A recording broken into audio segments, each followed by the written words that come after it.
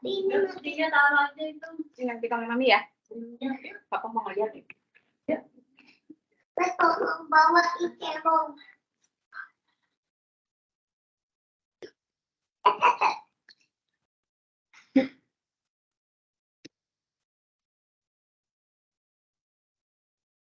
Oke. Ya, sebenarnya sebetulnya ini materinya kayaknya lebih baik kita mulai dari belakang dulu deh. Balik nih. Kita mulai dari ya.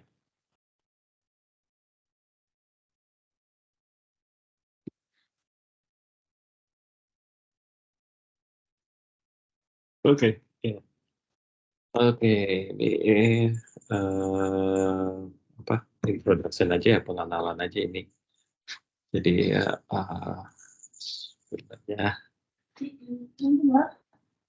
saya mau ada apa mau bikin latihannya tapi banyak kan untuk materi ini mungkin kita perlu pakai atau lain ya, jadi kita di sini kita pengenalan teorinya aja dulu lah ya.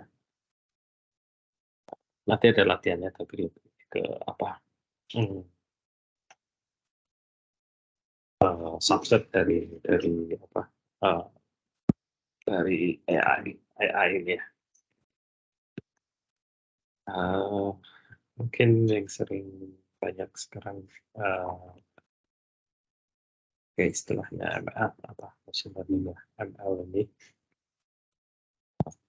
chipnya untuk mengajarkan komputer supaya seperti kita ya, seperti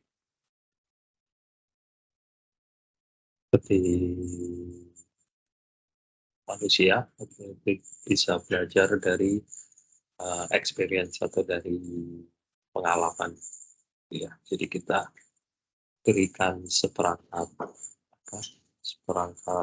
materi, perangkat bahan untuk pembelajaran gitu ya ke komputer atau ke sistem, kemudian dari situ dia akan mencoba untuk mempelajari informasi yang terdapat di dalam input yang kita berikan.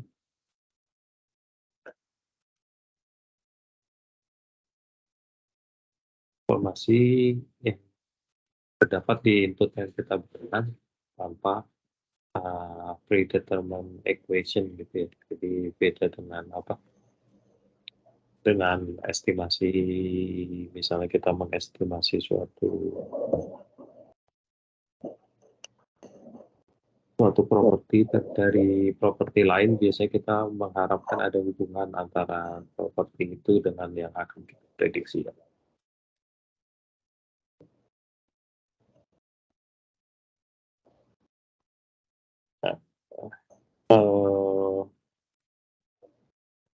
Algoritmanya juga secara adaptif gitu ya, dia berarti semakin adaptif berarti semakin banyak data yang diberikan atau sampel yang diberikan untuk training, maka semakin baik hasilnya.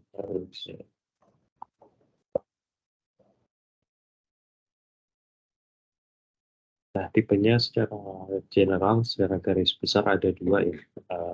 Pertama supervised ya. Supervised ini berarti kita bring a model on input, jadi kita berikan model untuk input untuk training ya, dan nanti hasil outputnya akan dia, dan jadi kita berikan data input untuk dia training dan juga contoh data output yang kita mau gitu. Jadi nanti dia akan mencoba mengolah, seandainya dia diberikan input yang lain, dia akan mencoba prediksi output yang kita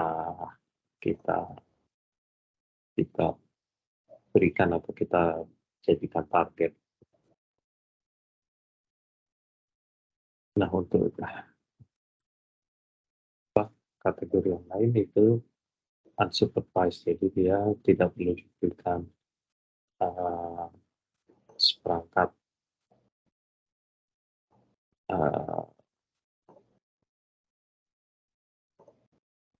tidak diberikan model, itu dia akan mencari sendiri pola atau hukum atau struktur di dalam data input yang diberikan. Untuk yang supervised sendiri ada dua jenis ya, biasanya bisa digunakan untuk klasifikasi ataupun untuk regresi. Regresi berarti untuk fitting, dan classification nanti dia untuk pengkategorian data, apakah dia masuk data grup A atau kelompok data grup B, C, dan seterusnya.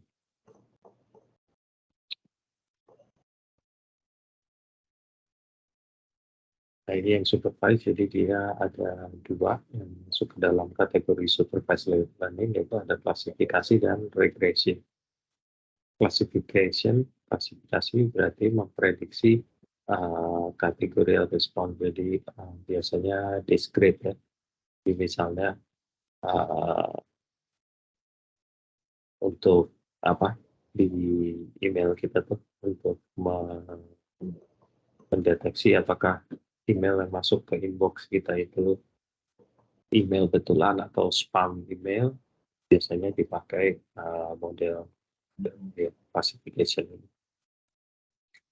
Jadi karena dia discrete gitu ya, dia bagi menjadi beberapa kelompok atau beberapa kategori gitu. Jadi nanti dia yang pilihin mana yang masuk ke kelompok ini atau ke kategori ini, mana yang masuk ke kategori yang lainnya. Yang lain adalah teknik regression. Regression berarti memprediksi continuous response. Jadi outputnya tidak hanya kategori atau tidak hanya grup A, B, C, dan seterusnya, tapi properti continuous. Misalnya perubahan temperatur atau fluktuasi di market, biasanya di pasar, atau biasanya untuk yang apa nih? Untuk yang main-main saham atau main apa, dia digunakan untuk memprediksi pergerakan harga saham gitu. Salah satunya. Nah, untuk prediksi ada berbagai macam ya. Namun secara umum jatuh ke dua kategori ya. Bisa dengan menggunakan linear regression. Linear regression ini berarti teknik statistik yang digunakan untuk prediksi variabel yang continuous ya, sebagai fungsi dari satu atau lebih variabel gitu. Jadi bisa apa? Misalnya kita punya sebaran data seperti ini, bisa kita dekati dengan variabel lain yang secara hitungan dia memang linear atau cukup linear gitu ya. Tapi ada juga non-linear ya, non-linear regression. Ini teknik statistik untuk menggambarkan hubungan non-linear. Jadi kalau kita punya data seperti ini gitu ya, titik-titik sebenarnya. Jadi kalau data sebaran datanya seperti ini gitu ya, melengkung gini, dia kan tidak linear ya. Berarti harus dilakukan fitting dengan regresi non-linear gitu. Salah satunya yang populer algoritmanya untuk fitting non-linear ini menggunakan metode Gauss-Newton atau gradient descent atau Levenberg-Lacroix. Ini mungkin nanti kita akan pelajari lebih detail di pertemuan berikutnya.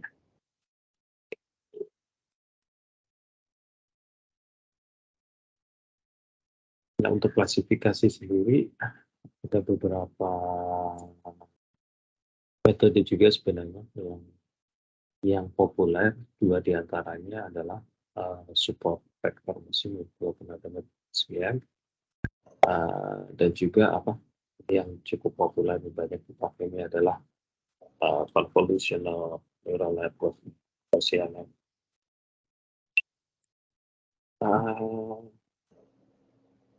SVM intinya berita ini dia berusaha mencari solusi dengan cara pendekatan hyperplane, berarti mencari titik tengah atau titik pembeda antara sebaran data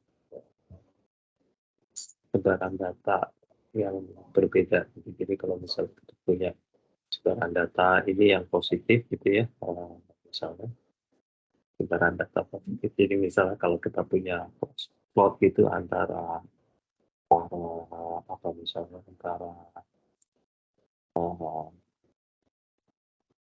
AI dengan PPVS gitu ya. Jadi untuk bagian area data yang di atas di wet trend atau visual trend, dia akan berbeda dengan sebaran data yang misalnya dengan case. Nah itu nanti si SVM ini dia akan membuat suatu batas gitu yang memisahkan antara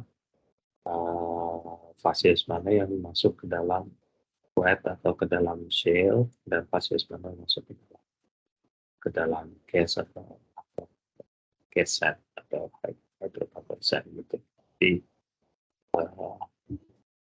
Jadi nanti dia akan membuat semacam hyperplane garis batas yang memisahkan, yang separasi antara masing-masing kategori yang ingin kita pisahkan.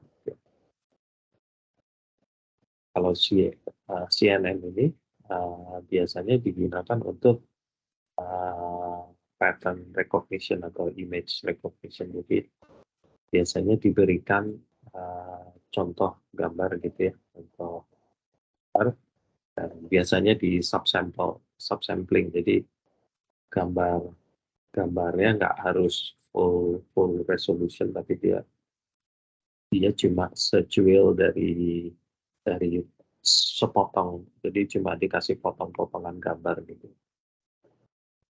Kenapa demikian? Supaya secara komputasi dia lebih cepat dibanding dia harus untuk memproses gambar full resolution image. Jadi dia hanya diberikan secuil informasi, secuil gambar, jadi potongan gambar. Jadi kalau misalnya contohnya di sini kita punya gambar mobil gitu ya, jadi si komputer akan diajarkan untuk mengenali ini gambar mobil, tapi nggak seluruh gambar mobil ini, tapi hanya secuplik atau sepotong dari gambar itu yang dipilih secara acak biasanya.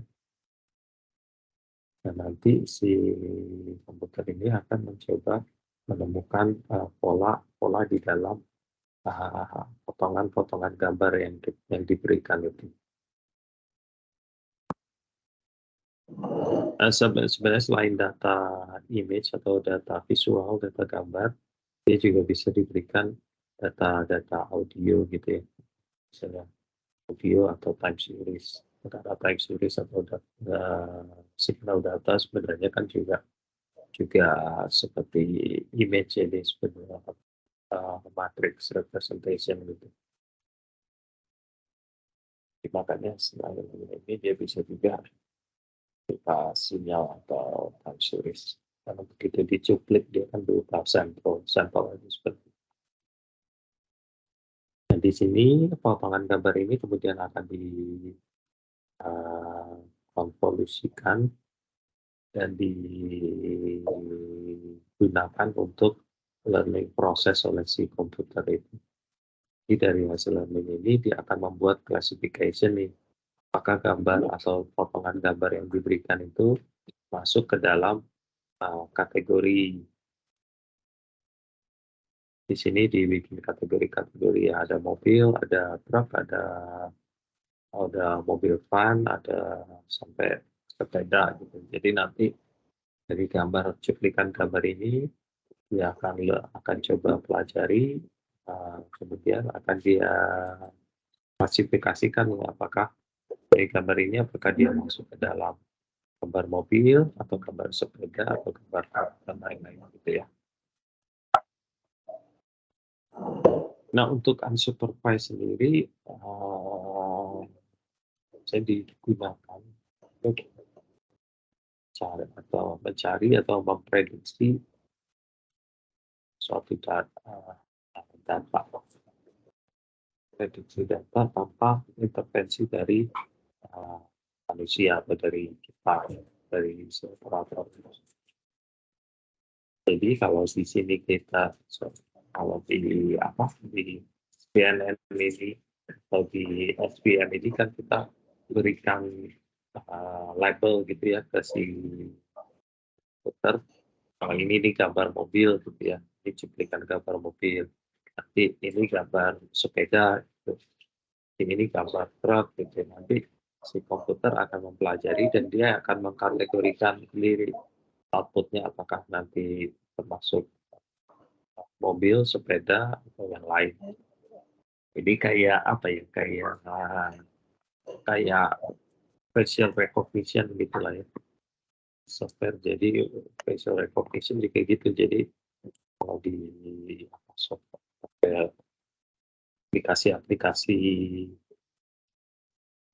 untuk foto gitu ya, biasanya kan ada facial recognition itu dia tahu ini foto orang yang sama itu apakah mau di grouping atau enggak gitu kan. Biasanya kita dikasih pilihan, ya, tahu dari mana si aplikasi ini kalau ini adalah orang yang sama, itu ya dia dari proses pembelajaran ini melalui apa, convolution neural network. Nah, untuk unsupervised learning ini biasanya umumnya digunakan untuk cluster analisis ya. Cluster analisis untuk menemukan pola-pola tersembunyi yang ada di data. Istilah lain yang kita sering dengar itu adalah deep learning. Deep learning ini suatu bagian dari artificial intelligence gitu, yang mana menggunakan neural network juga, tapi biasanya bedanya dengan neural net yang biasa, yang umum gitu, dia adalah dengan jumlah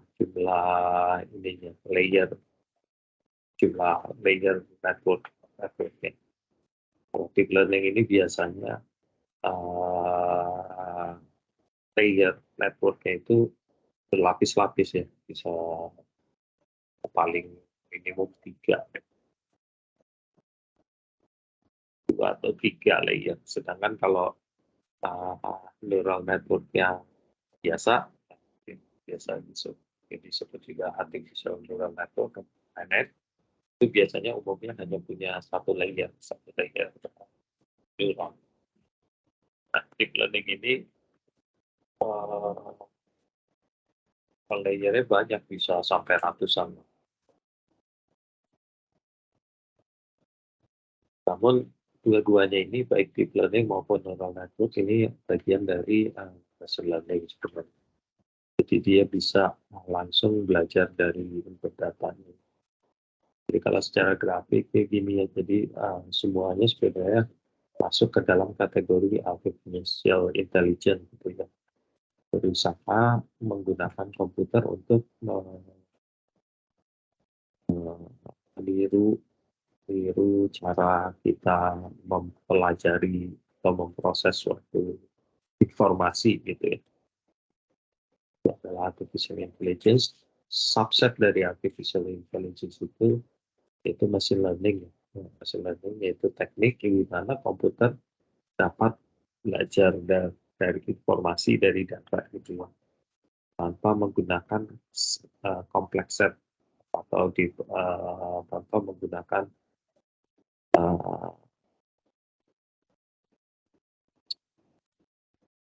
persamaan yang rumit-rumit gitu, karena ini dia cuma diberikan data jika dia ada komponen dia sendiri terdiri dari beberapa komponen neuron gitu, network, nanti dia belajar sendiri gitu. Jadi antara data input dengan data yang mau dihasilkan itu nggak harus ada hubungannya sebenarnya, karena dia akan bisa mencari hubungannya sendiri. Subset dari machine learning itu sendiri adalah deep learning, yaitu teknik untuk melakukan machine learning dengan menggunakan berlapis-lapis network neuron gitu. Jadi lebih spesifik lagi gitu.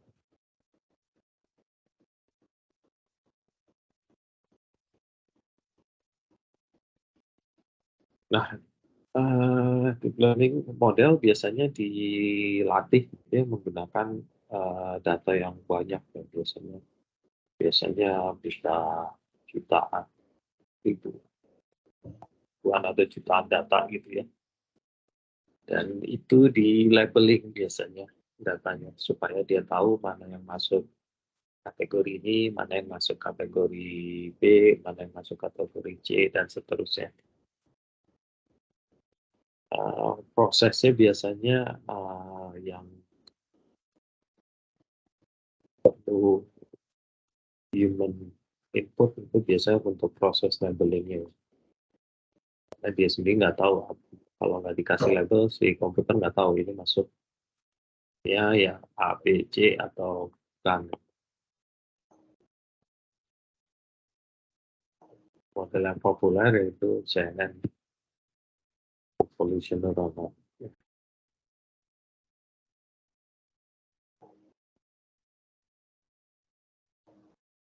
Bedanya machine learning dengan deep learning ya itu machine learning mulai dengan kita mulai dengan dia mengekstrak feature-feature dari input data atau input gambar yang diberikan. Kalau deep learning dia otomatis diekstrak oleh si networknya ya. Kalau di sini di machine learning dia harus manual, jadi kita yang mengekstrak, kita yang melakukan subsampling,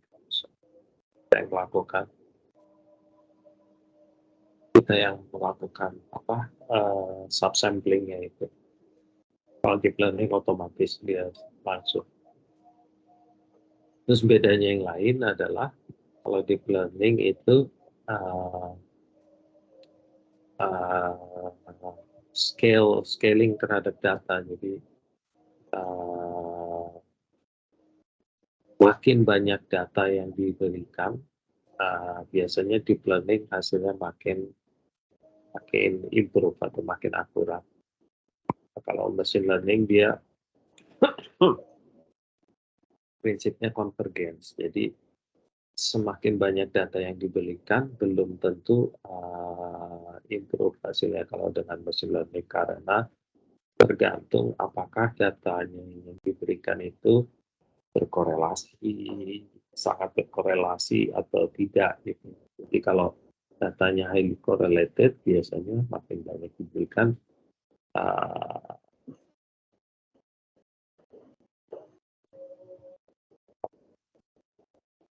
dia bisa convergen cepat, tapi hasilnya belum tentu akurat kalau dikasih data yang berbeda. Oke, itu baru kita akan masuk ke special subsection lagi dari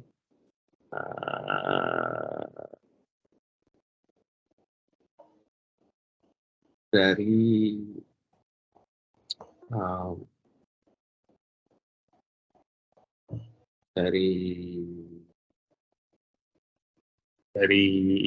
apa? Dari machine learning itu apa? Neural net ya. Salah satu bagian dari machine learning.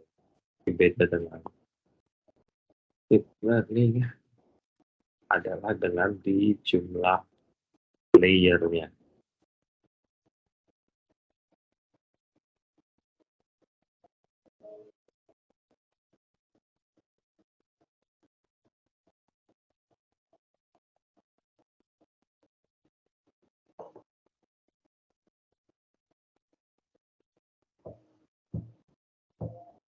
Nah, neural network itu sendiri ya nggak cuma neural network, tapi neural net dan deep learning dan machine learning itu sebenarnya mereka adalah suatu sistem yang adaptif ya. Adaptif berarti bisa diatur gitu, maksudnya bisa beradaptasi terhadap data-data yang diberikan, input data yang diberikan. Jadi mereka bisa belajar dengan menggunakan neuron ya. Neuron itu adalah seperti apa ya? Seperti jaringan saraf otak di kita ya.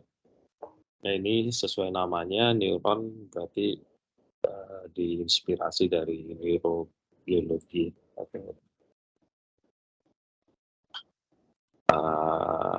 Iya, ini tadi secara umum ada dua kategori, yaitu klasifikasi dan prediksi ya, seperti kita sudah tahu. Dan juga dia tidak memerlukan explicit model, jadi tidak perlu suatu hubungan misalkan antara porosity dengan AI gitu misalkan. Dia bisa aja sesuatu yang sama sekali nggak berhubungan itu dia bisa hubung-hubungkan gitu, nanti dia bisa memprediksi outputnya. Dan tidak perlu asumsi linearity ya, jadi hubungannya tidak perlu linear atau tidak, bahkan tidak perlu ada hubungannya sama sekali, bisa dia prediksi.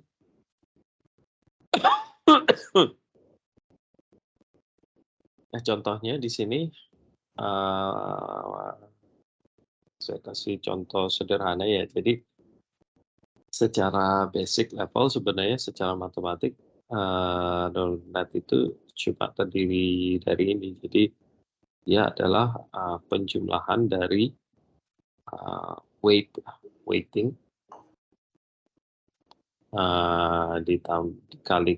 dikalikan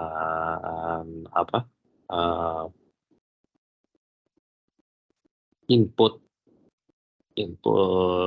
property atau input parameter, dan kemudian ada ditambah dengan bias ya.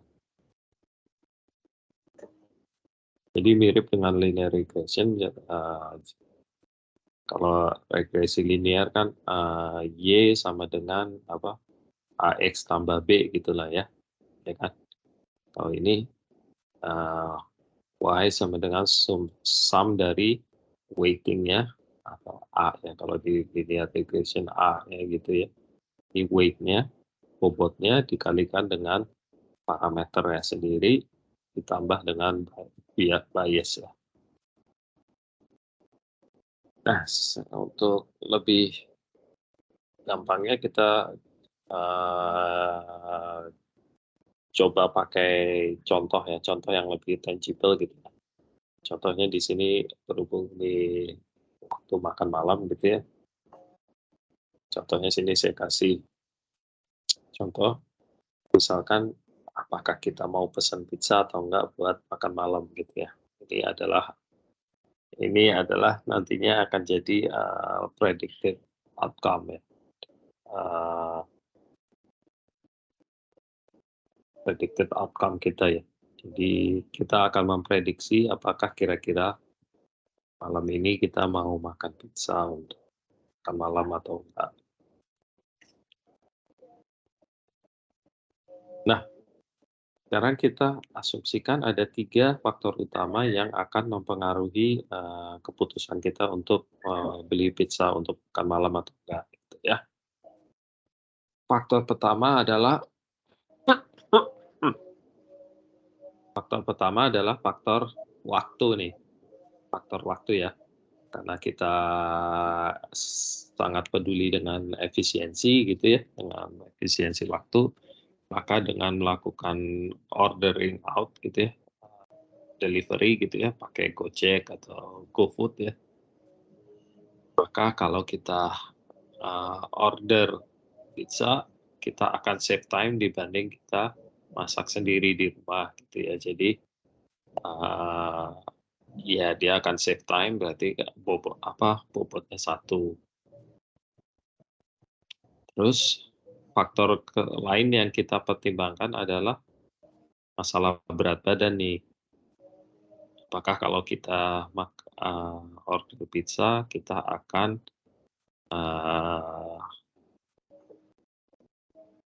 berkurang berat badannya gitu ya. Seandainya iya 1, kalau enggak 0. Dan kemudian faktor lain yang kita pertimbangkan adalah masalah, keekonomian, kalau save money gitu. Dengan memesan pizza, apakah kita akan save money atau enggak. Kalau iya 1, kalau enggak bobotnya 0. Jadi di sini untuk faktor yang pertama kita bobotnya adalah 1 ya. Kita akan bobot 1 karena kita akan save time karena kita tidak perlu siap bikin makan malam gitu. Kemudian untuk faktor yang kedua, kita akan lose weight, ya tentu aja enggak gitu ya, karena kalorinya banyak gitu ya. Karena kita toppingnya kita pilih semua gitu, jadi makanya untuk faktor yang kedua enggak. Untuk faktor yang ketiga, save money, kita akan weight-nya 1 karena kita hanya cuma, beli cuma sedikit aja, cuma pizza slices aja instead of 1 pan besar gitu ya.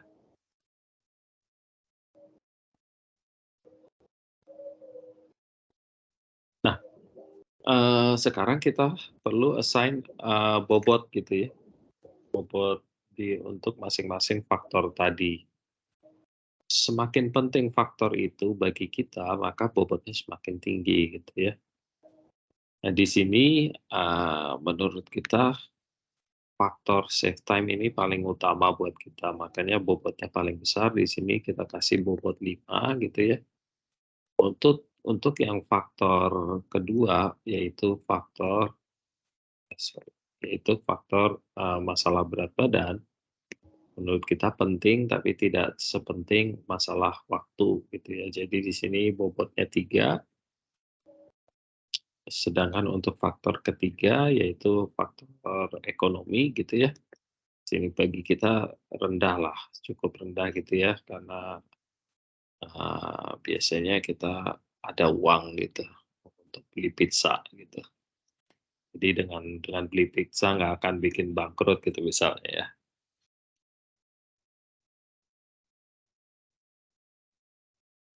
Nah, kemudian finally kita tentukan threshold nih.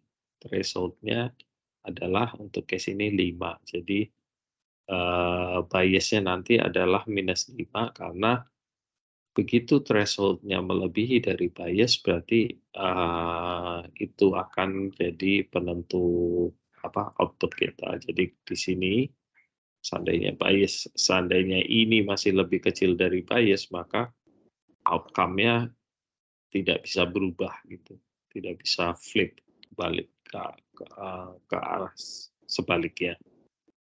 Tapi seandainya weighting dikali dengan parameter ini lebih besar daripada bias ya, maka ada kemungkinan dia bisa berubah itu pilihannya atau kategorinya, ada kemungkinan bisa berubah. Jadi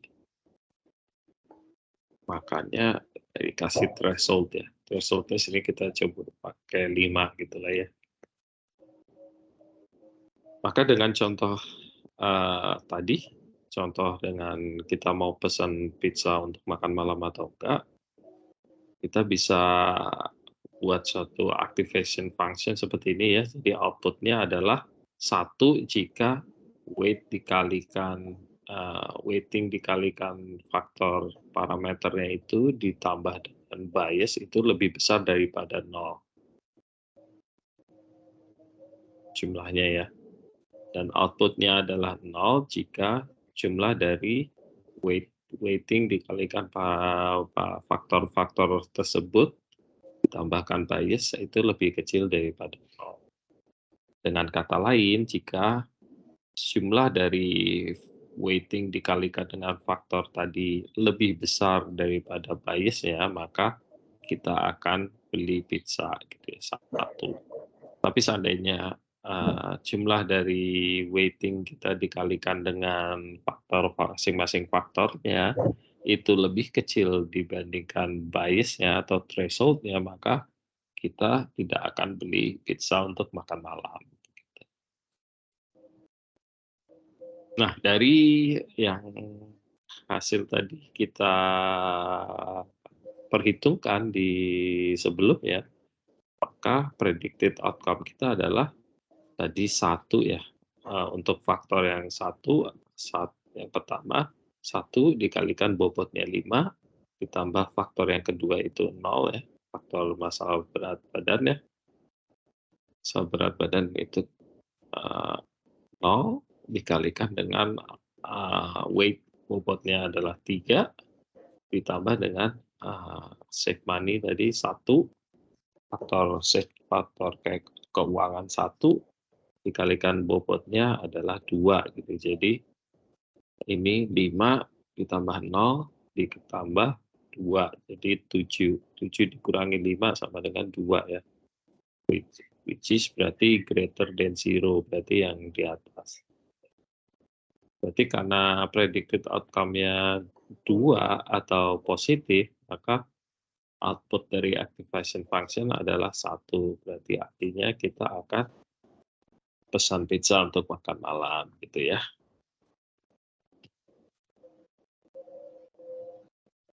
Mungkin juga siapa nggak suka pizza gitu ya. Apa itu? Nah ini contohnya jadi untuk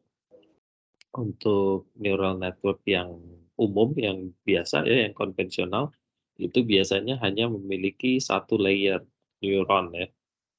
Jadi hanya 2 sih, jadi satu layernya, 1 hidden layernya, dan yang terakhir udah output layer. Kalau deep learning, layernya ini bisa banyak, bisa berlapis-lapis, bisa sampai ratusan lapis malah. Jadi ini yang membedakan antara neural network yang konvensional yang biasa dengan deep learning network gitu ya. Nah ini contohnya kita punya 2 network ya. Network yang pertama dia kasih bobot sendiri, nanti kasih bobot, dan dia punya bias sendiri. Jadi bobot dikalikan faktornya ditambah bias, nanti akan dihitung di sini dengan menggunakan fungsi tansik. Tansik itu apa ya, sigmoid ya, tangent sigmoid. Jadi fungsi tansik, kemudian nanti dia akan masuk ke output layer. Output layer nanti dia akan hitung lagi, diberikan bobot dan faktornya dikalikan dengan faktornya, kemudian ditambah dengan threshold atau bias yang ditambahkan dengan bias. Kalau seandainya ini positif, Dan ini di output layer dia pakai fungsi linear ya. Kalau nanti positif berarti nanti dia kategorinya masuk ke A. Kalau seandainya dia outcome-nya negatif gitu, nanti berarti masuk ke kategori B.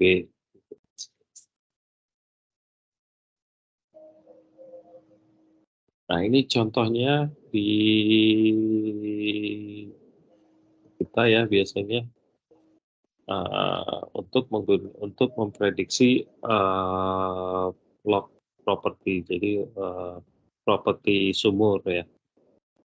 Nah, sebagai kita tahu ya, data sumur biasanya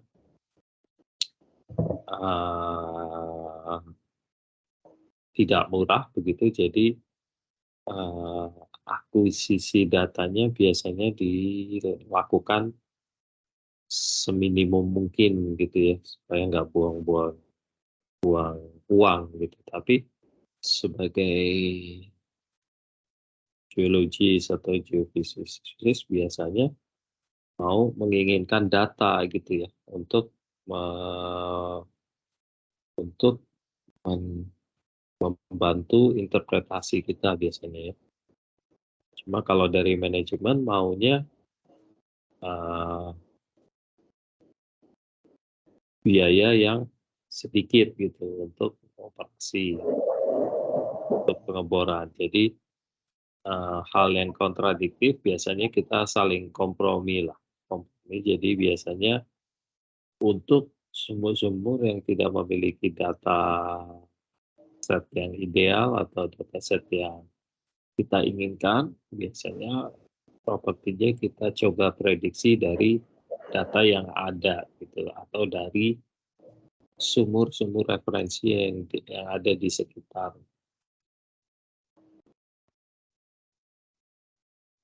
Nah, biasanya hasilnya perlu kita lakukan cross validasi ya, bisa dengan menggunakan data sumur di lokasi lain, atau juga dengan melakukan blind test, blind well test ya.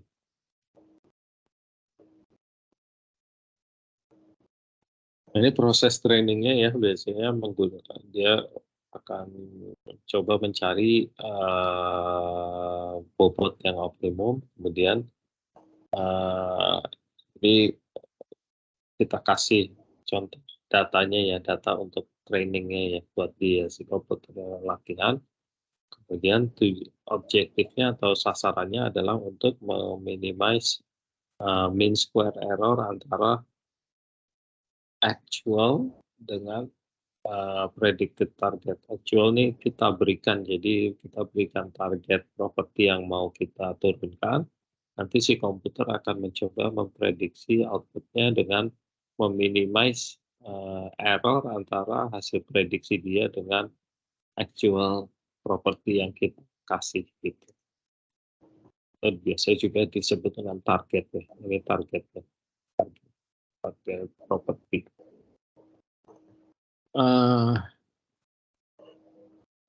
Nah, ini contohnya saya punya 2 sumur gitu ya, dilewati data line seismic yang kemarin kita pakai juga untuk latihan-latihan. Jadi di situ ada 2 data sumur, cuma sayangnya kita mau coba prediksi data VP ya, VP berhubung mungkin saya nggak punya data velocity seismicnya, jadi mau kita coba turunkan velocity dari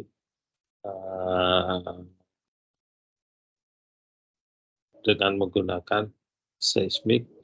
Jadi seolah-olah kita mempunyai log velocity atau sonic log di setiap posisi line ini ya, line seismic ini, di setiap posisi line seismic ini, sepanjang line ini. Jadi nantinya kita punya velocity section begitu ya.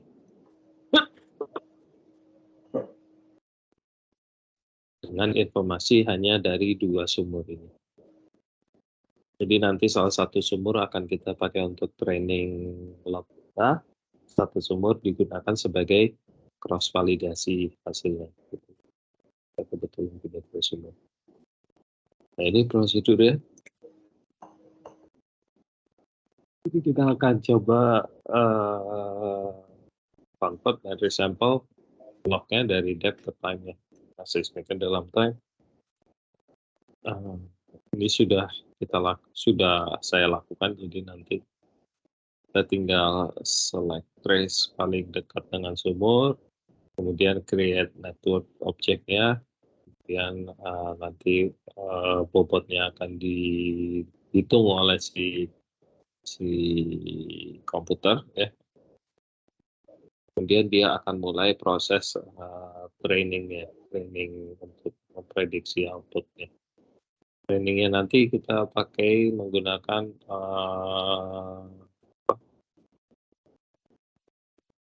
optimasi Marquardt level Marquardt.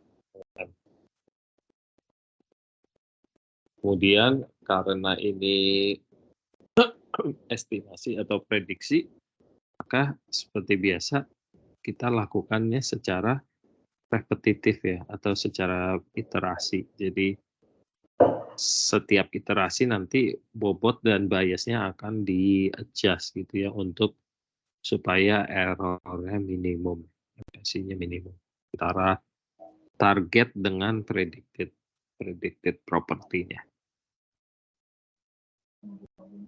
Kemudian kalau kita udah dapat function approximatornya nanti, jadi dari proses training ini dia akan memberikan suatu function approximator untuk mendapatkan properti output yang kita inginkan. Setelah kita dapatkan function approximator itu, kita bisa aplikasikan function tersebut ke seluruh line seismik yang di sini.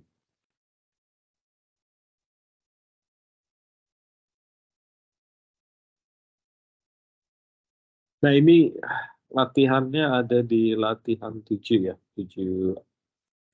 7A ya. Jadi kita coba langsung ke latihannya aja ya.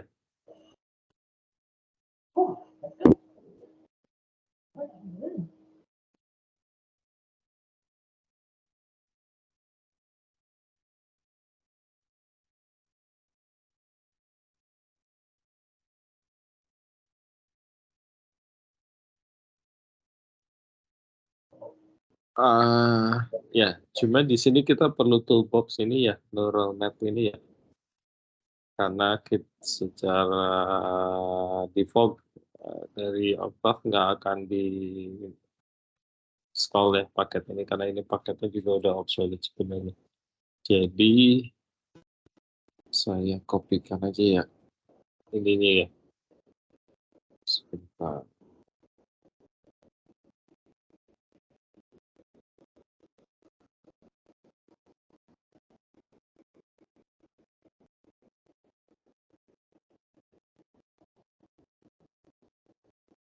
Saya kopikan dulu toolbox-nya ya, sebentar ya. Di grup aja ya, di WA grup aja ya.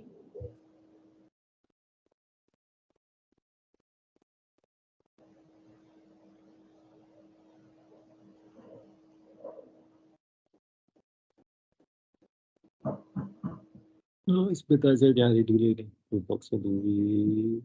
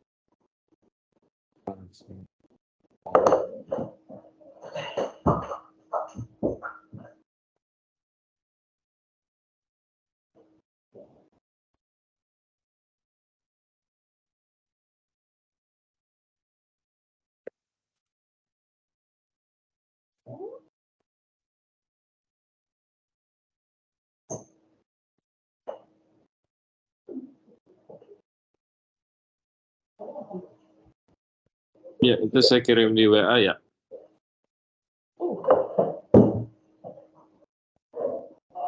Saya terima di WA. Sudah, Pak. Di download aja.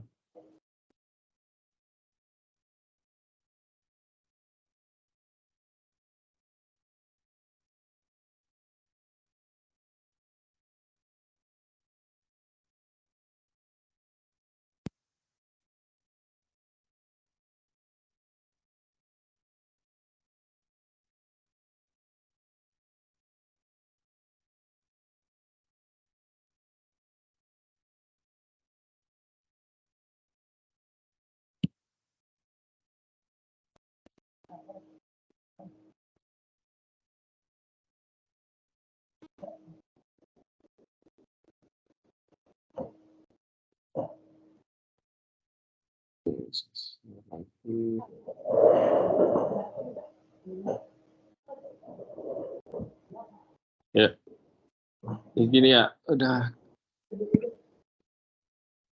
download semua itunya, toolbox-nya itu. Saya sudah, Pak. Sudah, Pak. Oke. Ya, Ya. Oke, kalau udah kita pergi ke directory ke foldernya itu ya. Oke, jadi ini tadi ya namanya map ini ya. Nah, kita pergi dulu ke tempat kita naruh nnet itu. Kemudian kita ketik dulu di Octave ini ya. PKG PKG install terus nama itu ya nnet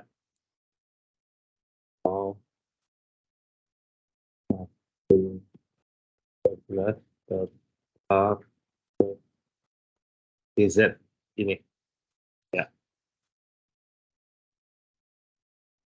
Oke, itu semua. ini diekstrak dulu nggak, Pak? Nggak usah mas, nggak usah diekstrak. Oh, baik. Apa adanya aja, filenya taruh di mana, terus nanti kalian ke folder itu ya, ke folder di tempat kalian naruh file tadi.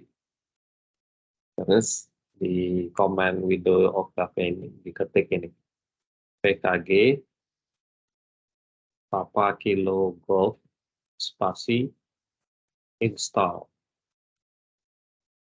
Terus spasi nama file ini nnet strip nnet dash 0.1.13.tab.gz ya. Ya kalau udah di enter aja nanti dia install.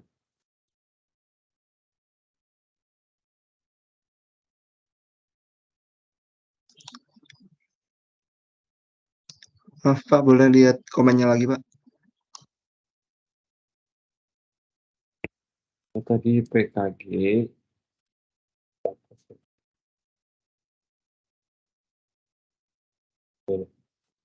PKG install PKG spasi install spasi nama file ini nnet dash 0.1.13.tab.gz ya.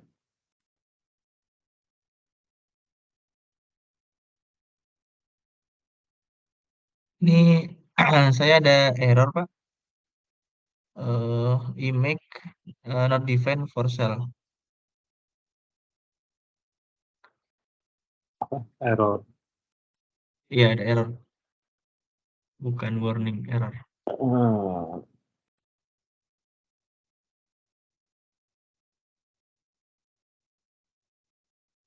Errornya apa? Eh, CMake. image Hah? IMAG IMAG not defined for cell. LAG. Ini cukup ditaruh di foldernya aja kan Pak ya? Ini Kita ngambil taruh directory-nya di foldernya aja kan ya.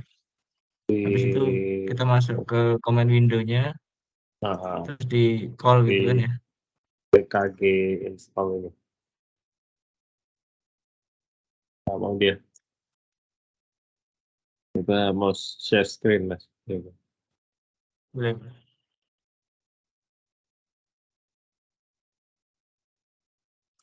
Sebentar Pak. Saya izin share screen. Oh, hilang. Sudah.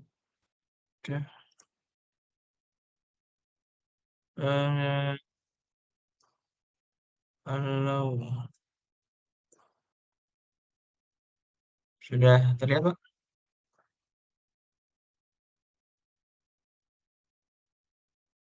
Tes.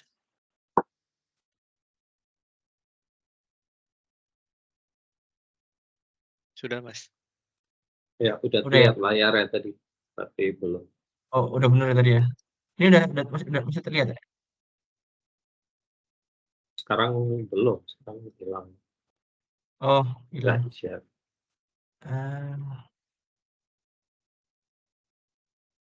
Window aja.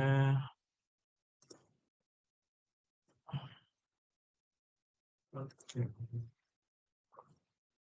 Entire screen low. Sudah terlihat Pak?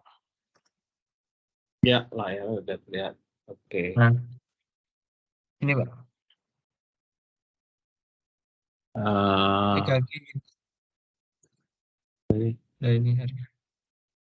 Error image not defined for share. Error come from is complex.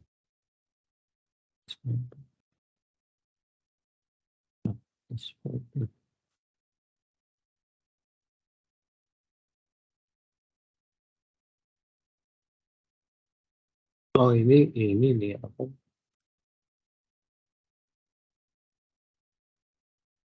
Function.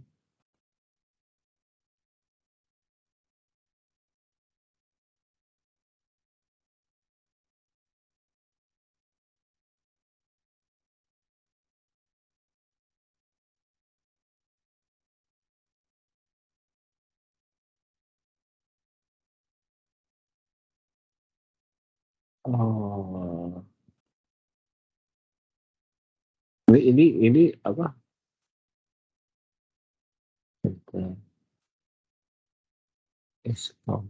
Oh ini is complex.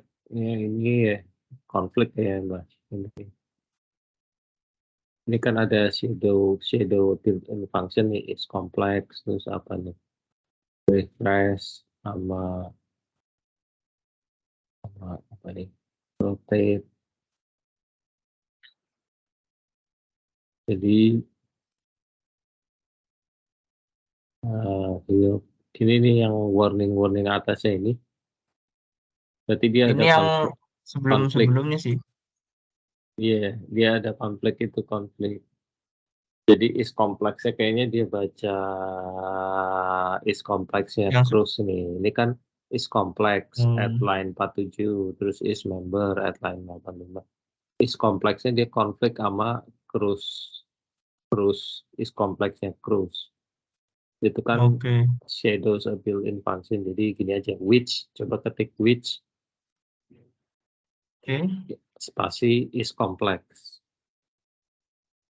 Nah, dia panggil is sambung-sambung is complex. Nah, terus di enter. Enter. Nah, ini kan dia manggilnya yang cruise nih. Yang Cruise di set cruise ya. legacy. Harusnya dia manggil is complex yang bawaannya Octave. Jadi is complex yang ini di rename dulu nih Mas. Ini kan di folder Apache user. Coba ke folder itu dulu. Dipakai ini aja Windows Explorer. Dihilangin gitu, Pak.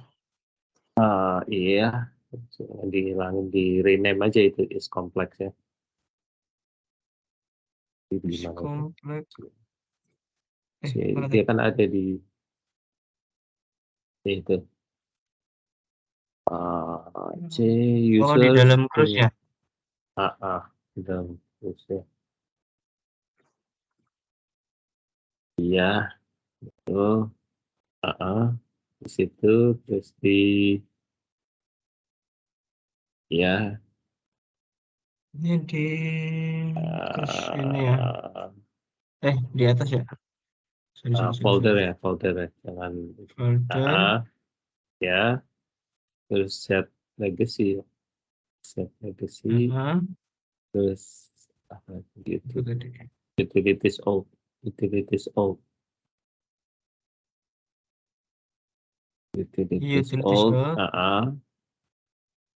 Situ aku cari namanya is complex.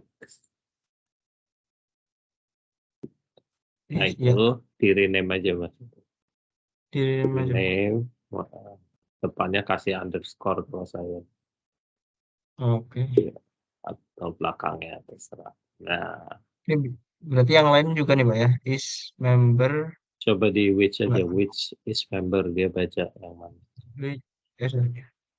Which is member.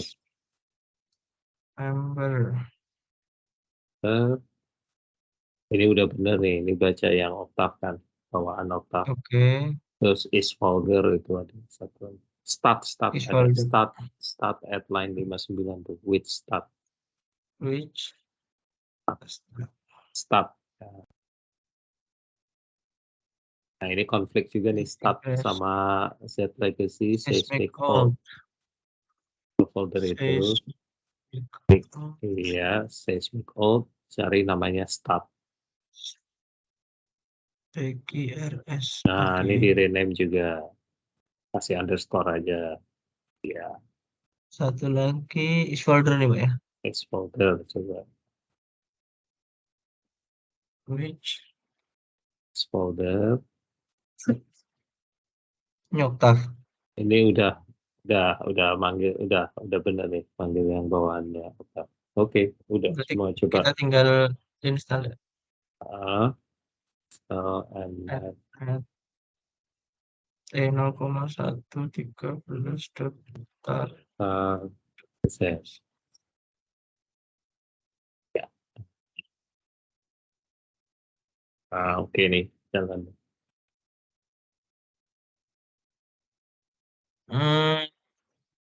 Ini Pak. Jalan ya. Duplicate keyword juga. Kalau udah ya? warning nggak apa-apa. Warning Nggak apa-apa, baik. asal nggak error. Oke, siap. Terima kasih. Silakan Pak.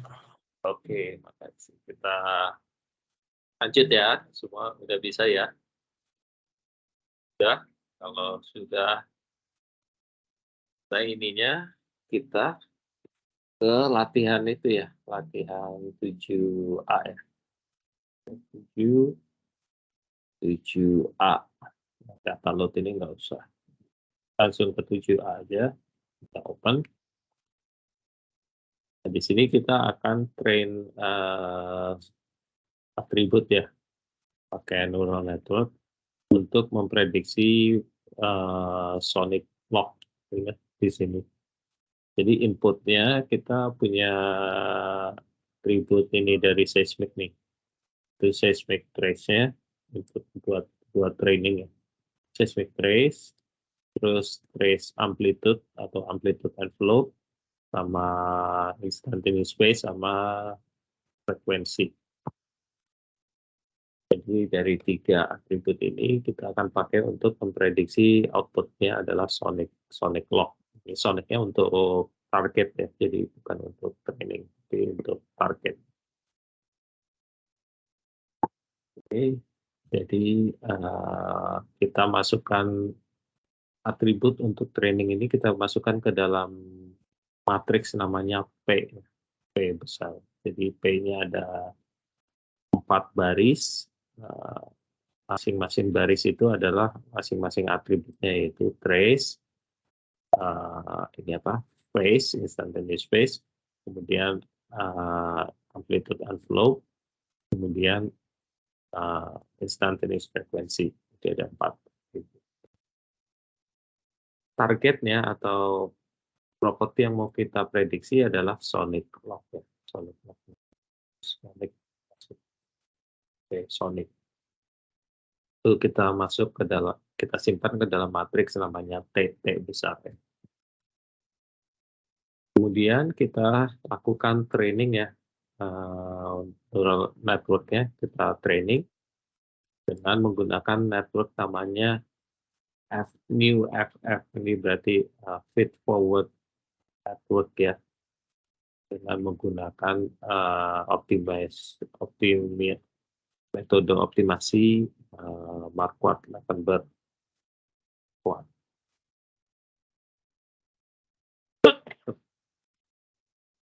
Metode optimasinya itu pilihannya ini nih, train LM. Berarti kita training menggunakan Levenberg-Marquardt. LM itu Levenberg-Marquardt optimasinya Levenberg-Marquardt.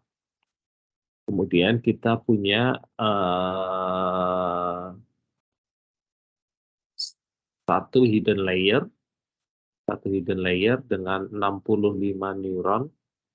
Di 65 satu maksudnya layer hidden layer-nya kita punya terdiri dari 65 neuron dengan functionnya adalah tansik ya. Tansik berarti tangan sigmoid kayak tadi. Seperti ini. Ini fungsinya tansik ya. Tansik dengan jumlah neuronnya ada 65 di layer pertama. Untuk layer kedua kita pakai satu neuronnya satu. Jadi ini untuk jumlah neuron di layer pertama di hidden layer, ini jumlah neuron di output layer-nya ya. Untuk layer yang kedua di output layer kita pakai fungsi pure line, jadi linear function. Ya, ini.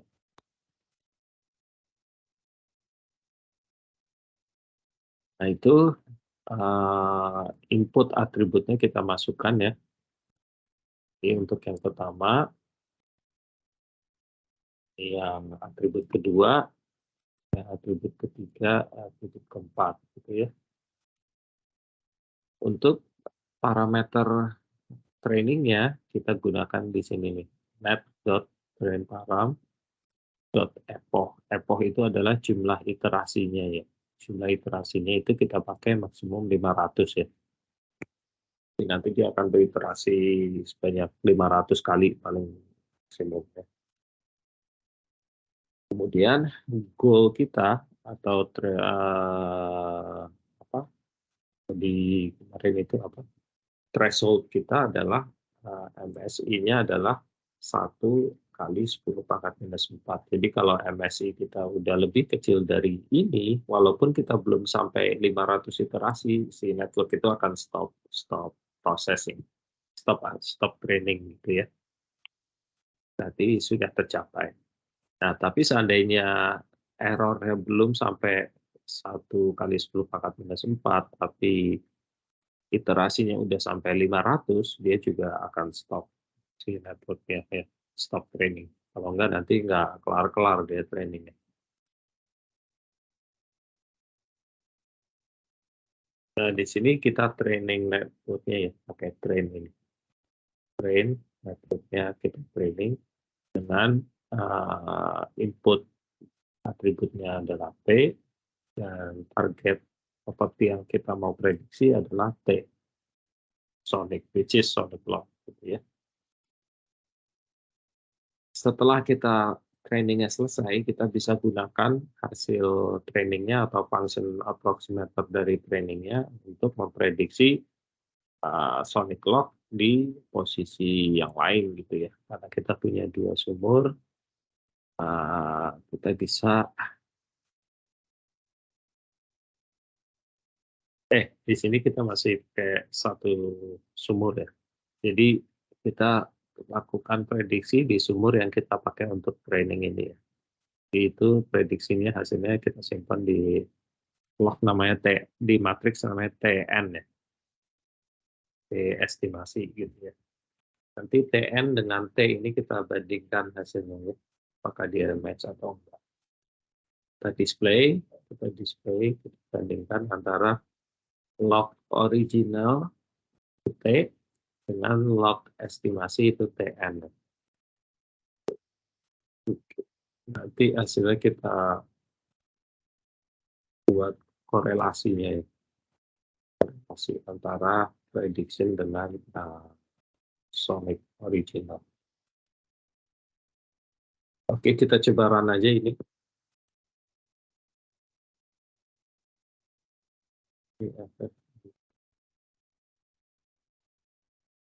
Oke. Saya tadi baru install aja, tapi saya belum di load. Jadi saya sebelum running ini, kita perlu ketik lagi pkg, ya, load and net. Ya. Jadi tadi yang di atas ini kita baru install aja, tapi kita belum load file neural net package itu ke dalam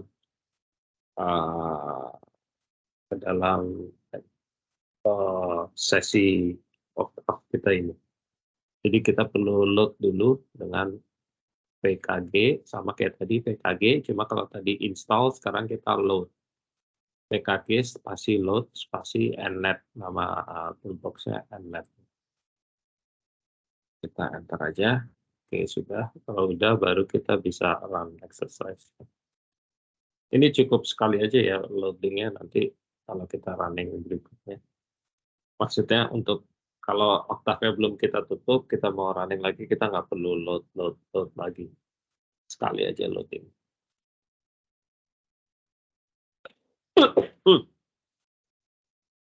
Oke, saya ada error nih. Finite. Di Tansik. Kalian ada error juga? Ada Pak, sama Pak. Iya, sama ya. Di sini saya Iya, Pak. kasih revisi nih. Jadi saya udah buat revisi sebenarnya. Modify finite to is finite in Tansik function di neural net package. Jadi perlu kita modify Tansik functionnya itu, finite-nya itu kita ganti jadi is finite. Berhubung ini paket ini neural net-nya ini agak lama nggak di-update nih, jadi kita perlu ini dulu, kita edit Tansik.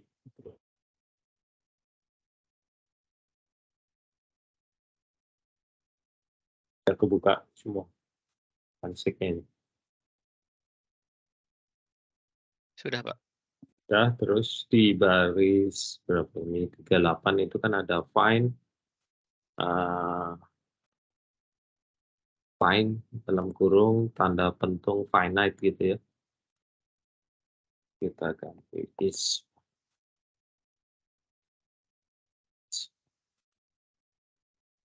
finite.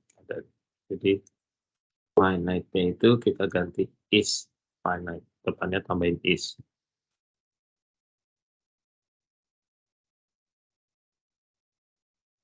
Udah semua?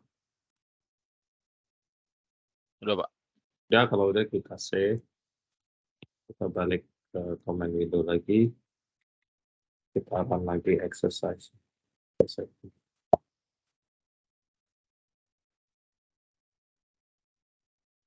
Nah, ini dia lagi training ya. Kita bisa lihat nih trainingnya epoch 150 dari 500. MSI-nya masih 1163,3 dari 0,0001, which is 1 kali 10 pangkat minus 4. Masih baru. Oke. Ini saya udah selesai karena epochnya udah, atau iterasinya udah 500 nih ya. Tapi MSI saya masih 1162 dari 0,001. Jadi masih jauh ya. Masih jauh arang dari api. Ini hasilnya. Ini tadi hasil training kita ya. Pertama iterasi pas pertama errornya di 15.000. Sebenarnya beberapa iterasi awal udah turun, dia jatuh ke 1000-an gitu ya. Tapi makin iterasinya makin nambah. Ini kan epochnya 500 ya, iterasinya 500. Makin nambah, turunnya apa? MSI-nya turunnya udah nggak besar lagi, udah hampir sekitar di situ aja itu. Sebentar ya.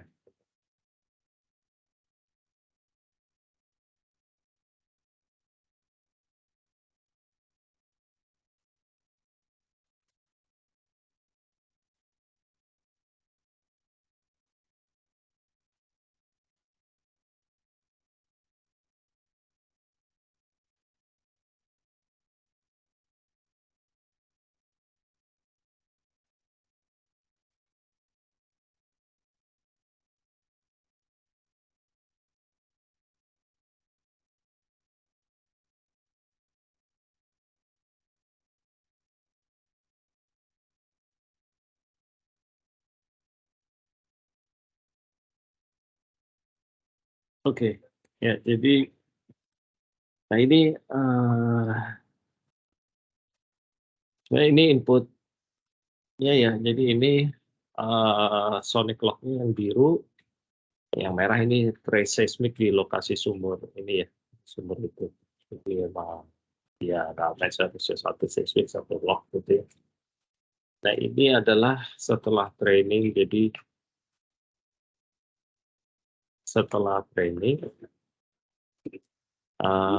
yang biru adalah lock sonicnya, yang merah adalah sonic lock hasil prediksi dari seismic attribute itu ya. Kita lihat secara overall dia mendekat sih ya dibanding sebelumnya ya, dibanding inputnya. Dia mendekat tapi matchingnya kurang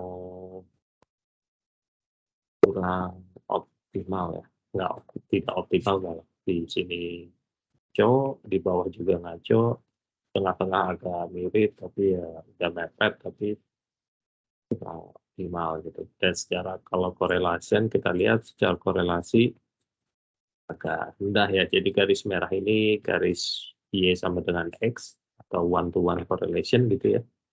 Sedangkan prediksi kita masih menyebar kemana-mana gitu, nggak mengikuti tren garis merah ya.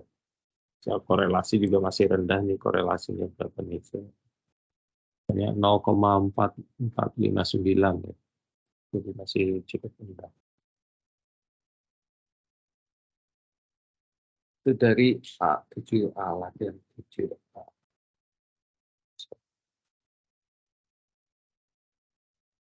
Ini ya, ini kurang lebih. Ini jadi hasilnya di sumur yang kita pakai untuk training. Ini kita cross validasi di sumur yang nggak kita pakai untuk training. Jelas aja untuk sumur yang training aja nggak bagus, apalagi di yang untuk sumur yang nggak dipakai training juga nggak bagus juga. Problemnya kenapa kalau kita lihat kenapa estimasinya tidak bagus? Kalau kita lihat dari spektrumnya ya, spektrum seismik, kita lihat kan seperti ini ya. Kita minggu lalu kita juga udah lihat spektrum seismik itu band limited ya. Dia tidak ada low frequency informationnya atau low frequency komponennya, dan sama di high frequency komponennya dia juga ada. Sedangkan kalau spektrum seismik dia ada low frequency information. Jadi kalau spektrumnya kan di very low-nya dari 0 sampai 10 Hz itu kan ada ininya ya, ada datanya ya. Kalau di seismik kan nggak colok gitu. Nah dari hasil spektrum log predicted kita juga terlihat di low frekuensinya dari 0 sampai 10 nih nggak ada nggak kayak log spektrum gitu. Jadi dia tidak bisa merecover itu karena memang di seismik kita nggak ada informasi itu ya. Dan sebenarnya si komputer atau si komputer ini sebenarnya dia bisa belajar sendiri gitu ya seperti manusia, tapi asalkan data yang diberikan juga sesuai gitu. Data yang diberikan untuk training ya. Jadi di sini data informasi data low frequency itu dia nggak ada, makanya dia prediksinya nggak bagus. Nah, apa yang bisa kita coba tambahkan informasi yang bisa ada low frequency komponennya ya. Contohnya minggu lalu kita sudah running AI ya dari seismik. Seismiknya sama seperti yang kita pakai latihan minggu ini. Jadi minggu lalu kita sudah run band limited inversion, band limited impedance dari seismiknya. Itu akan kita pakai untuk atribut tambahan input untuk training sekarang ya. Nah itu ada di latihan berikutnya, di latihan 7B. Oke, jadi kita coba latihan 7B-nya. Kita buka. Nah ini sama persis kayak tadi sebelumnya, cuma bedanya sekarang ini target lognya masih sonic ya. Atributnya sekarang ada seismic trace, ada impedance. Jadi ada apa?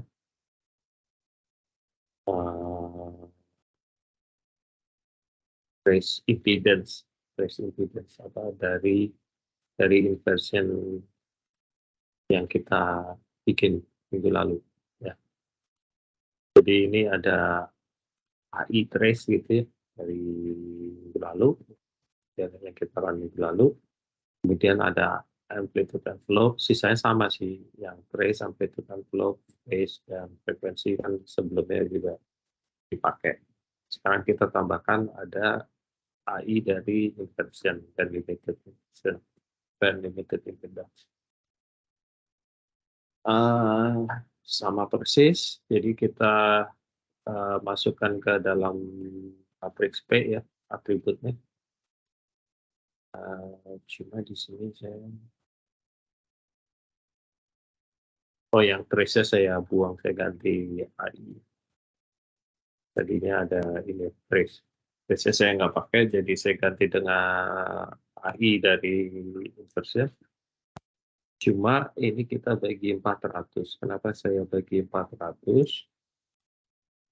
Karena masalah scaling. Jadi untuk di Octave ini, kalau neural net ini, kalau AI-nya nggak kita scaling, karena range AI itu kan besar ya, dia biasa range-nya di ribuan sampai 10.000-an gitu ya. Sedangkan di trace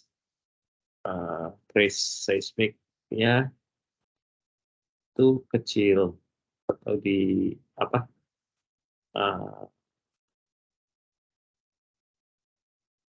Di angkanya kecil-kecil untuk di atribut yang lain dan juga untuk di sonic, di target log sonic itu ininya kecil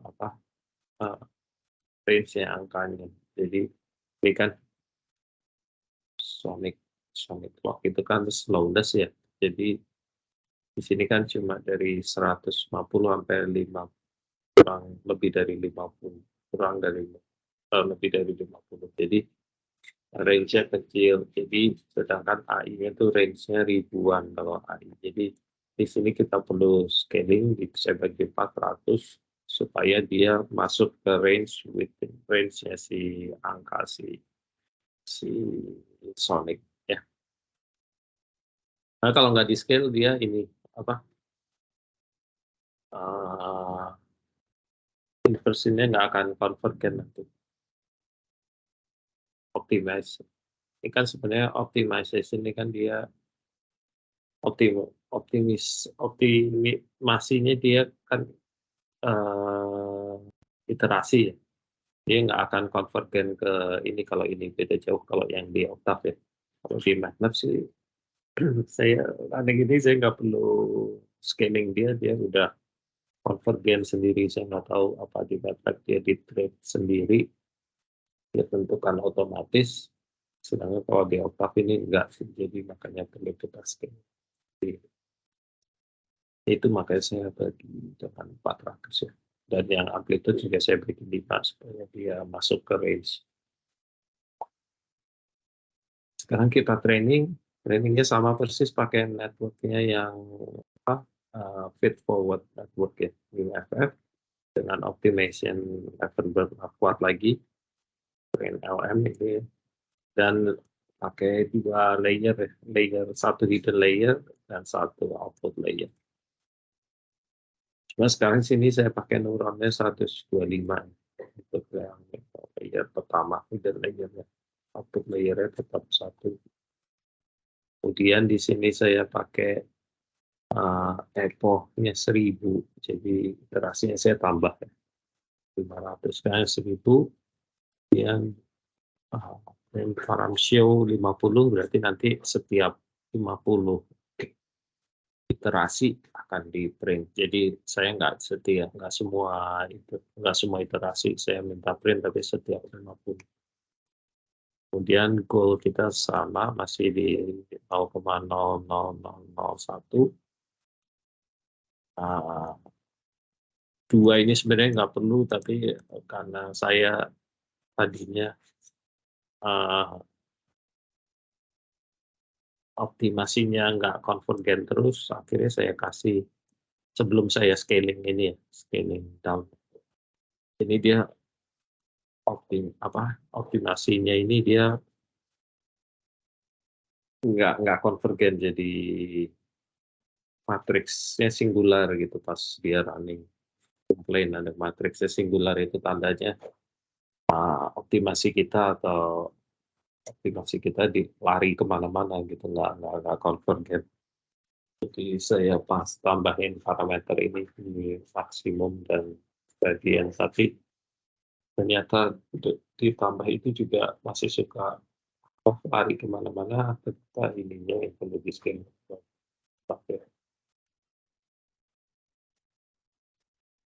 Jadi ini 2 sebenarnya nggak perlu, ini step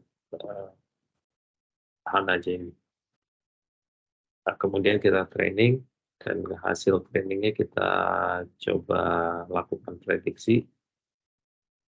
Jadi nanti kita plot sama seperti tadi, TN adalah log sonic hasil prediksi, T adalah log sonic original. Kita bandingkan dan kita plot korelasinya ya antara prediksi dengan real sonic. Oke, kita coba running aja.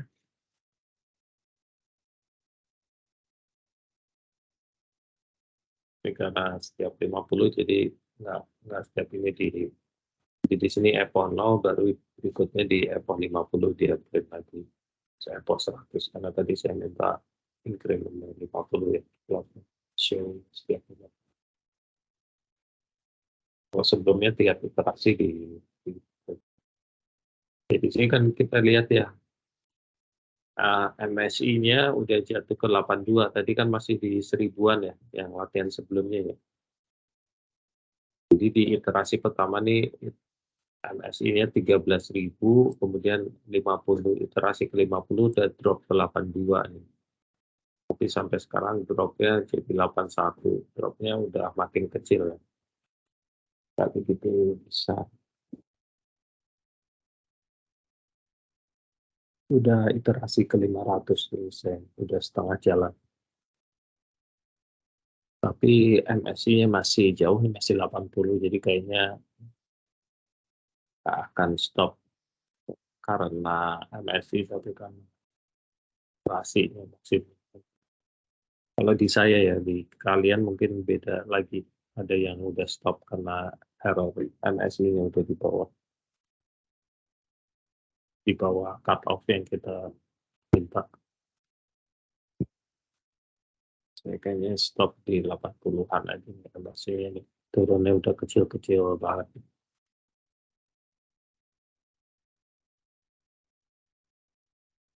Udah airport 900, tinggal 100 lagi, sekarang 950, udah lagi selesai. Ya. Oke. Nah ini hasilnya. Jadi kalau kita bandingkan dengan yang tadi, dengan yang mana? Ini ada inputnya ya sama. Ini adalah hasil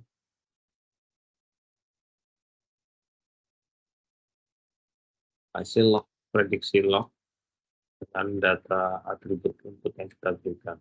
Jadi antara biru dengan merah sekarang udah berhimpitan ya. Jadi prediksinya udah oke lah ya, trainingnya udah oke nih.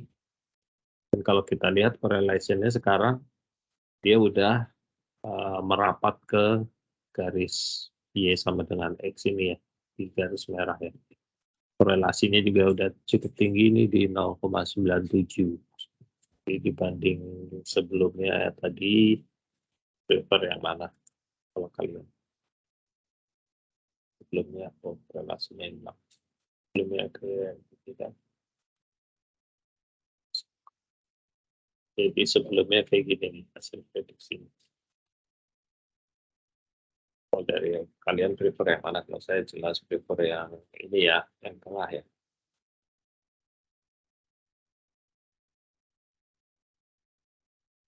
Ya, jadi dengan tambahkan informasi tambahan untuk training, hasil outputnya, hasil prediksinya bisa berbeda signifikan ya. Ada cuma satu training ya, satu input yang saya ganti, jadi saya tambahkan AI.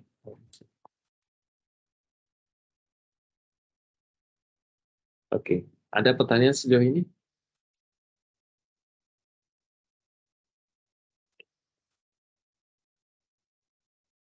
Dan kemudian kita cross validasikan di sumur lain yang emang nggak dipakai training. Jadi ini trainingnya cuma di sumur ini ya. Tentu saja match-nya bagus. Di sini kita langsung aplikasikan, kita nggak akan training lagi di sumber ini. Dan dia hasilnya masih cukup sesuai lah ya. Itu ada di latihan yang 7C. 7C ini cross validation of the train network. Jadi kita di sini nggak training lagi. Lagi kan is loading data, kita bikin networknya terus kita training ya. Ini kan kita train networknya. Kita nggak perlu training, kita langsung pakai network itu. Langsung kita ini SIM ini kita simulate, jadi kita pakai hasil trainingnya untuk mensimulasikan.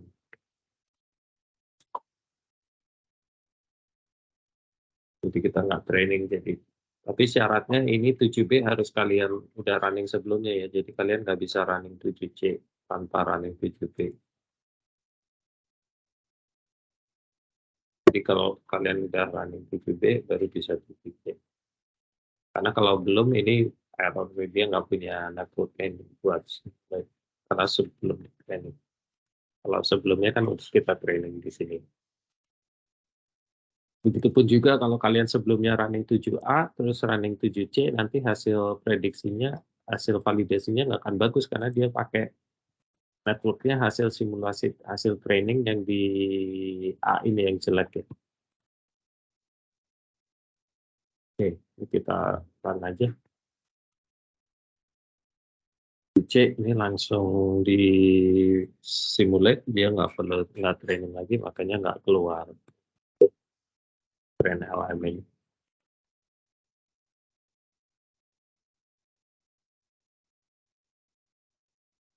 Dia langsung Pak, Jadi maaf ini saya ada error Pak untuk 7C. Error Errornya apa? di Blim itu, Pak. Line 32. Oh, ini kayak gini. Bukan, Pak. Oh, nggak ada blimnya, nggak ketemu. Iya, Pak, betul. Pakai ini Mas, di file, sorry, kemarin itu ini edit set path,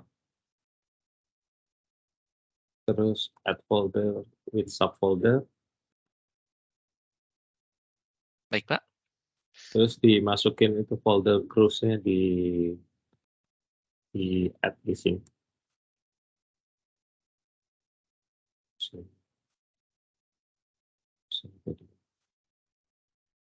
Nah, ini folder cruise-nya di open, terus di add, kalau udah di save tempatnya.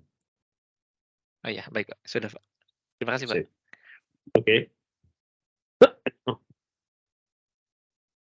Nah, itu hasilnya kayak gini ya. Jadi ini untuk sumur satunya yang nggak kita gunakan untuk training ya. Kan ada 2 sumur ya tadi ya. Di sini hasilnya masih oke lah. Kecuali di 2 second agak ke bawah ini agak nggak match karena ada yang ingat karena yaitu tadi karena sumur satunya ini yang sumur yang sebelah kiri ya agak deviated ya trajektornya. Sedangkan saya extract trace itu vertikal langsung sini. Jadi di 2 second kan ini kan 2000 ke bawah dia mulai trajektorinya. Oke.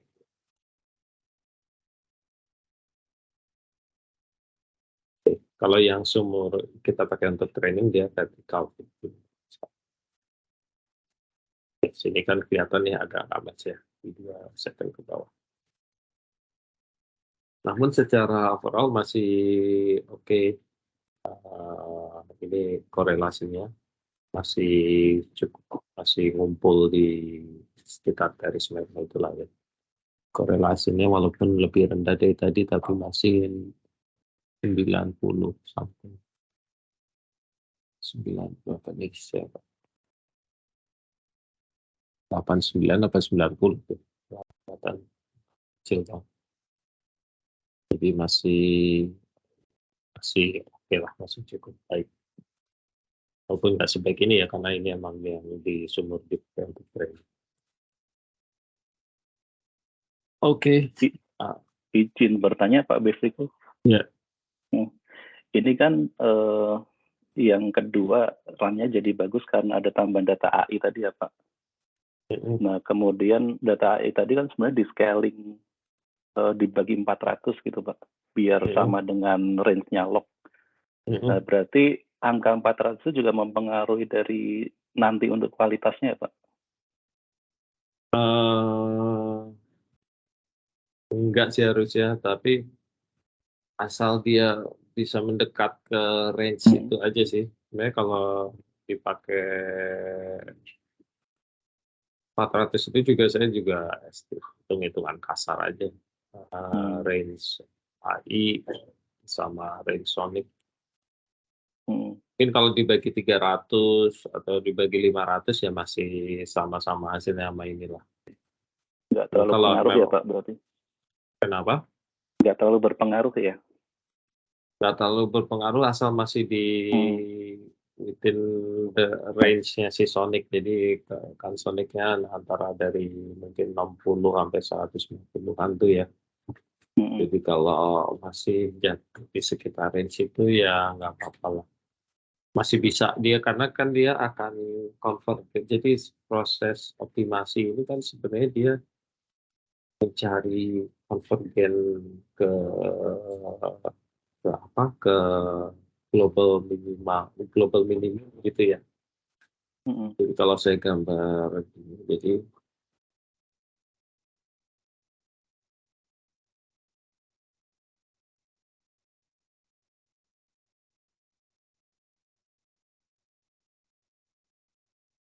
jadi kalau saya lihat di peta gitu ya.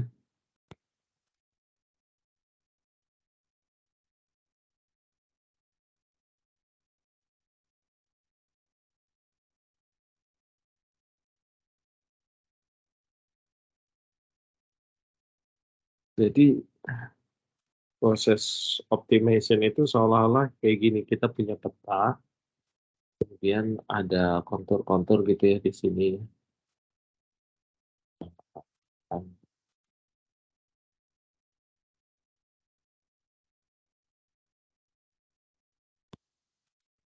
Ya.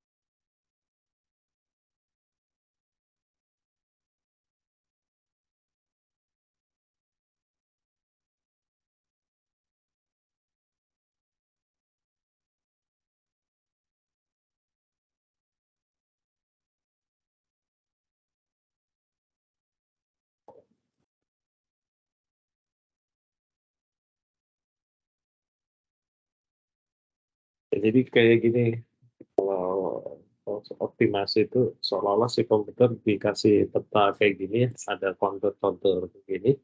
Jadi dia start dari inisialnya mungkin di posisi sini gitu misalkan.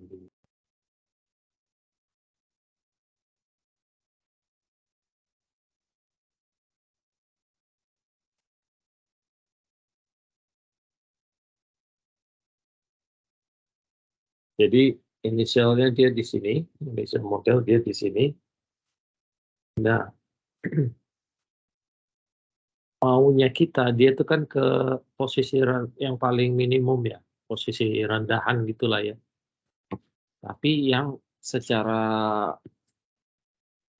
posisi paling rendah gitu kalau di sini, berarti itu misalkan di sini gitu kan ya. Jadi mau kita kan dia ke sini, dia ini si komputer itu optimasinya nanti akan ke sini gitu. Jadi si titik orange ini dia akan bergerak ke sini gitu. Jadi iterasi berikutnya dia mendekat ke sini, berikutnya lagi ke sini, ke sini gitu harapannya. Nah, kalau seandainya ini terlalu jauh gitu ya, misalkan seandainya kita initial model kita nggak terlalu bagus gitu, kita punya initial model jadi misalkan posisi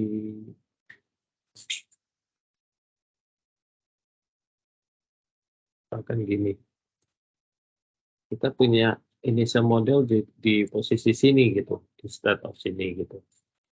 Nah, kalau kita posisi inisial kita di sini dia akan melihat, si komputer akan lihat, di arah sini ada rendahan gitu ya.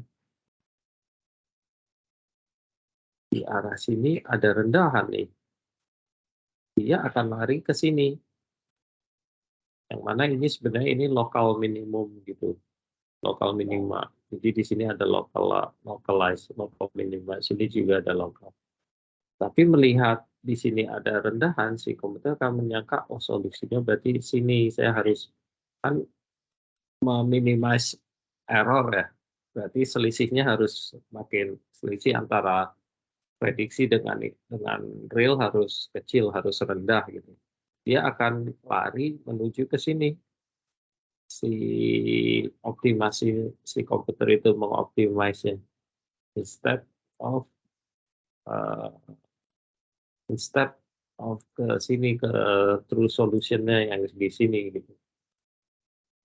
Jadi tergantung initial kita, seandainya kita nggak bagus initial model tapi terlalu dekat ke sini, nanti dia larinya ke sini malah. Itu yang menyebabkan dia jadi apa? Nggak konvergen tapi malah apa? Ya. Matriks singular gitu. Nah, itu berarti tandanya dia nggak konvergen, dia nggak lari ke arah sini, tapi ke sini. Nah, harapannya dengan kita scaling itu, si initial model kita itu akan cenderung udah di sekitar sinilah gitu. Iya. Misalkan di sini atau di sini. Jadi dengan harapan dia akan lari ke sini gitu.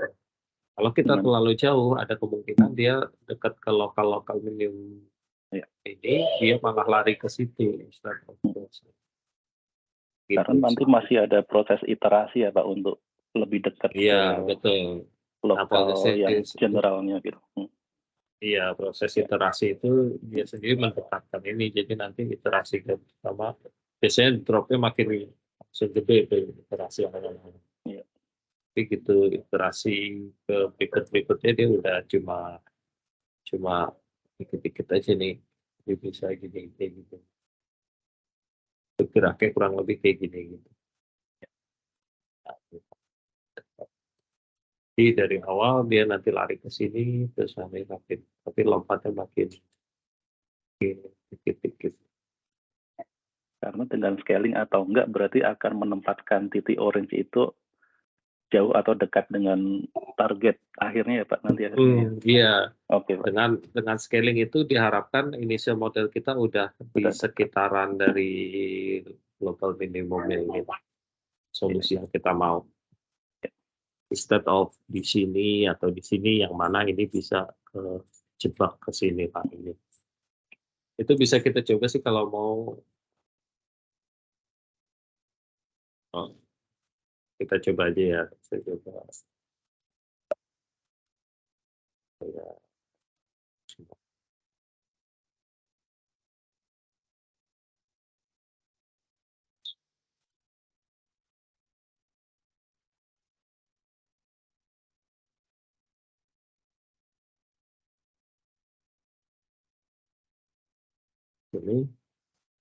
Ini tadi yang 7B ya. Ini saya coba nggak saya scaling ya. Iya. Kalau kita run,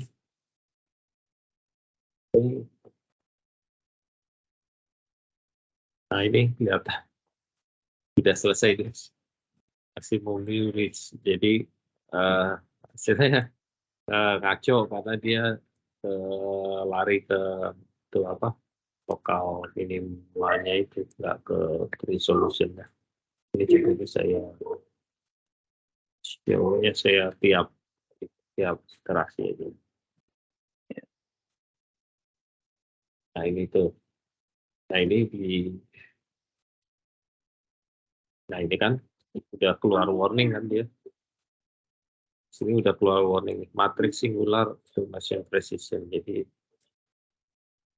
dia apa nggak bisa ketemu solusinya, matriksnya singular. So, ini tanda-tanda dari itu dia pas jatuh ke lokal minima itu dia nggak ke true solution.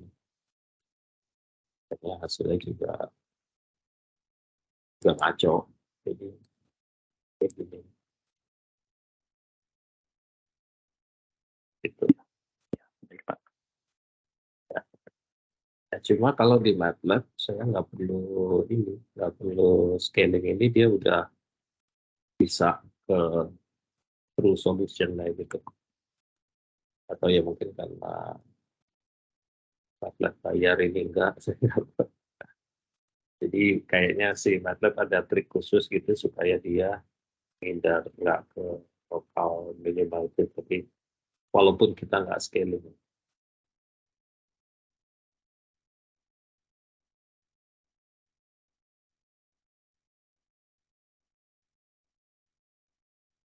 Oke, ada pertanyaan lagi? Kalau enggak kita lanjutkan dulu di latihannya. Tadi kita sudah validasi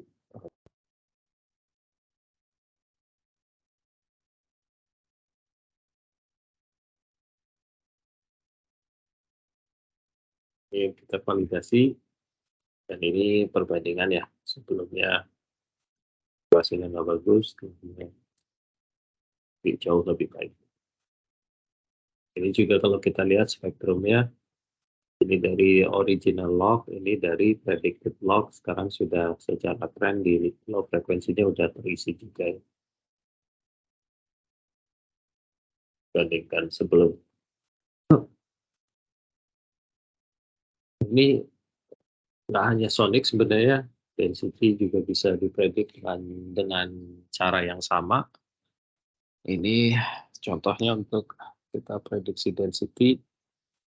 Ini seismic trace-nya yang merah, density log karena range-nya jauh lebih kecil lagi, 1, sampai 2, makanya kelihatannya garis lurus aja ya. Tapi setelah diprediksi, yang merah adalah hasil prediksi, yang biru adalah log ekspektasi. Dan itu kemudian kita bisa bikin section jadinya, karena saya harus running lagi karena tadi saya udah running baca ya. Oke, saya running dulu ya, yang 7 ya. Berhubung kita sudah punya function approximator ini si yang apa?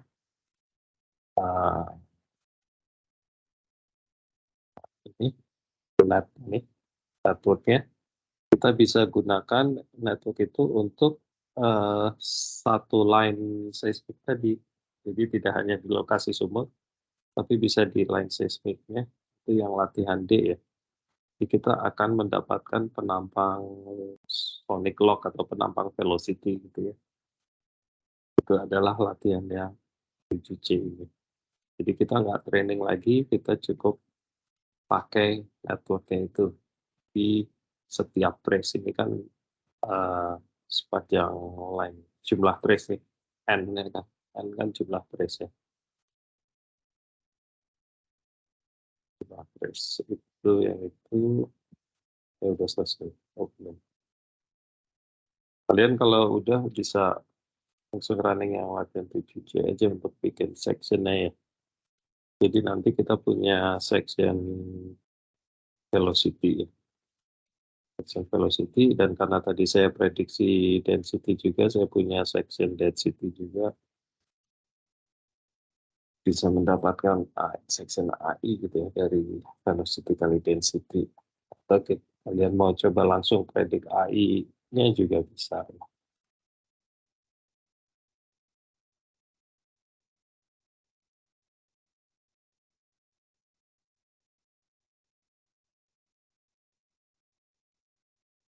Ini karena tadi sempat ke override sama yang singular tadi.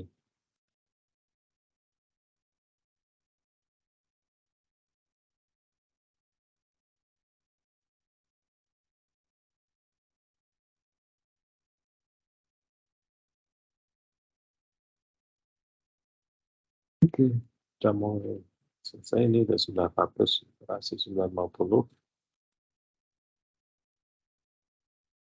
Oh, kalian sih nggak perlu running. Tadi saya running untuk kasih contoh yang sama. Oke, itu kita baru bisa running yang D nya. Running yang D. Saya setuju D. Jadi kita langsung aplikasikan hasil training network tadi ke seluruh sepanjang penampang. Ini hasilnya ya. Artinya apa? Sonic log. Kalau dapat jelek aja sih. Oke. Ada yang mau bertanya sejauh ini?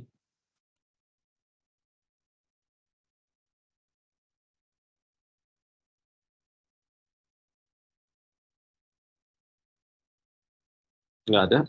Kalau tidak ada, kita kayaknya udah habis ya materinya. Oh iya. Ya, selesai.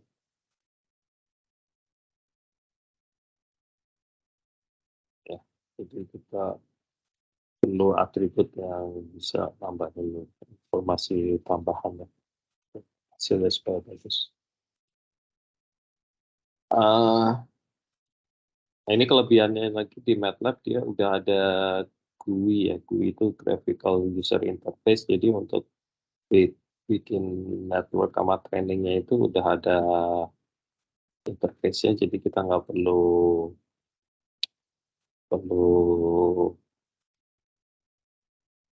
ketik lagi di script. Jadi udah ada apa user interface-nya. Jadi kita ini yang makanya 7 data lot itu dipakai untuk kalau kita pakai ini ya. Ini cuma ada di MATLAB, kalau di otak nggak ada. Jadi kalau kita ketik tool ini nanti akan keluar bunyi seperti ini. Jadi kita bisa masukin apa networknya apa yang atributnya yang mau dipakai training, kemudian log target lognya apa, semua ada GUI-nya jadi lebih mudah dan ada visualisasi untuk networknya seperti ini. Kita